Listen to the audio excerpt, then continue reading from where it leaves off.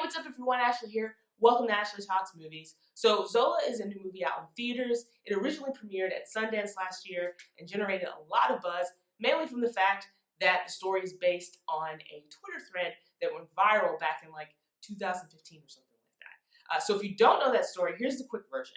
A woman named Zola, who was working as a waitress in Detroit, meets another woman and the two bond over the fact that they're both like exotic dancers. And then after striking up this really fast friendship, Zola agrees to go down to Florida with this woman and her boyfriend and her mysterious roommate to make some money. And of course, as you can imagine, things go horribly wrong over the course of the next 48 hours. Now, before I get into the full review of the film, a couple quick things. If you're new to the channel, welcome. Please consider subscribing to the channel. Hit the subscribe button. I would really appreciate it. Also, if you like this review, give this video a like, hit that thumbs up button. I would also appreciate that as well. And don't forget to jump into the comment section below to share your thoughts about the film once you got a chance to watch it. All right, so on to the review. The original Twitter thread that tells Zola's story is wild. It's a twisty little story filled with drama, violence, and suspense. It's pure chaos. Unfortunately, the film doesn't quite recapture the intensity and energy from the original Twitter thread. This film is directed by Janicza, who I'm not really familiar with her work, but I believe this is her feature film directorial debut. And she brings a nice style and flair to this movie, to this story. She creates this sort of whimsical atmosphere with the story, and it works really well considering how surreal the story is. I mean, so much of the story is so unbelievable at times, and the style that Bravo brings to it really captures that feel. Unfortunately, it's not enough to overshadow some of the film's biggest problems, which include inconsistent tone and pacing issues. In terms of the pacing, this film is just under 90 minutes, so it's not a really long film. And unfortunately, it drags a lot. There's so many moments of this movie that are really, really slow. And part of it is because some of the scenes seem so stretched out. They go on for way too long. And I don't know if it was because they were trying to stretch out the Twitter story into a feature film length. And so the scenes just kind of go on way too long. And some of it is because of this repetitiveness in some of the scenes. Sometimes that works because you're trying to create or establish a pattern with some of these characters and what they do. But many times in this movie, the repetitiveness really just slows things down, and ultimately it hurts the flow of the film. Zola also has a very inconsistent tone. As I said before, this story comes from a Twitter thread. And the original story, there's so many things going on in the story. It's messy, it's complicated, there's violence, there's crime, there's just things that are just so unbelievable about this story happening.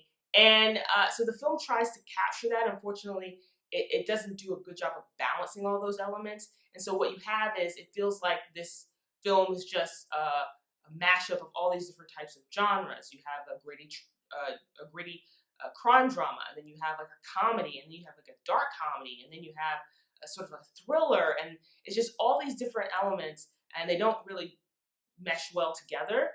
And so it just tonally, it's all over the place. It just kind of feels like it's just trying to be too many different things, and it's not quite sure what it wants to be. There's also a lot of disjointedness with the storytelling. Also, the ending of this film didn't quite work for me. They changed it from the ending of the original Twitter thread, and that's not necessarily a problem. I'm totally fine with movies taking creative liberties. In fact, that makes sense because a movie is a different type of medium than, say, a book or even social media. So it makes sense to change it. But the way they changed it didn't really fit with the movie. And so everything just felt really abrupt, like the ending. You get to the conclusion and it just ends, and it didn't really land for me. With all that being said, it's not all negatives. Zola has some really strong performances, thankfully. Paige plays Zola, the lead character. And, you know, she does a really good job with this character. Her performance is so effective because of the way she uses her eyes. You know, she gives these squints and these stares at the characters like Stephanie, played by Keough, and other characters, based on what they say and the things that they do, because these characters are making really terrible decisions throughout this movie. And Paige is able to really give you, the audience, a sense of what's going on in her mind, her character's mind, as these things are unfolding, just through her eyes. And like I said, it's very, very effective. Very, very effective for the performance. Riley Keough, though, is just amazing as Stephanie. Really sort of like a standout in this movie. She is able to really capture the caricature of this type of character through the accent that she adopts, and the clothes that she wears and the mannerisms. I mean, it's very realistic, and it's very believable.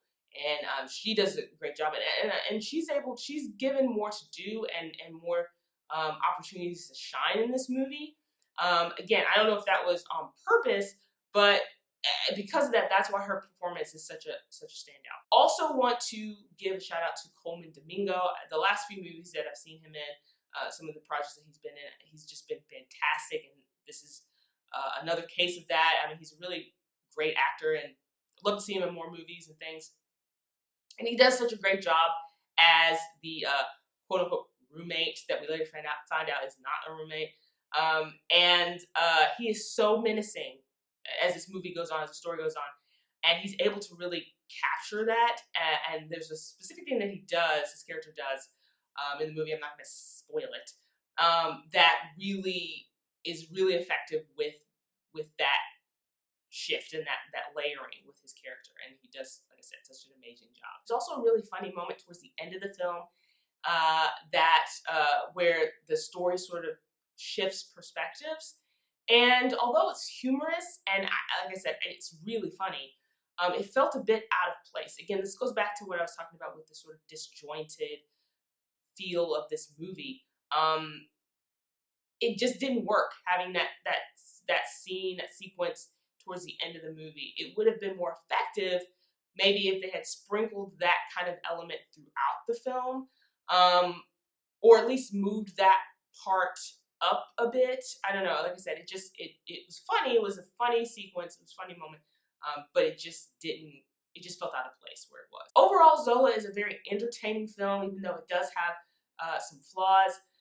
It has strong performances from Taylor Paige and Riley Keough. It has a really interesting style and flair from the director, Janicza. And, you know, if you've read the original Twitter thread, you get some of those elements from it in this movie. So as you're following along, there is some chaotic nature to the story. There are some suspenseful moments, but ultimately the film suffers from inconsistent tone and some real pacing problems that just don't allow it to rise above the original source material. So those are my thoughts on Zola. If you get a chance to watch the film, I'd love to know what you think. You can share those thoughts in the comment section below. While you're here, like this video, hit that thumbs up button, and don't forget to subscribe to see more videos like this.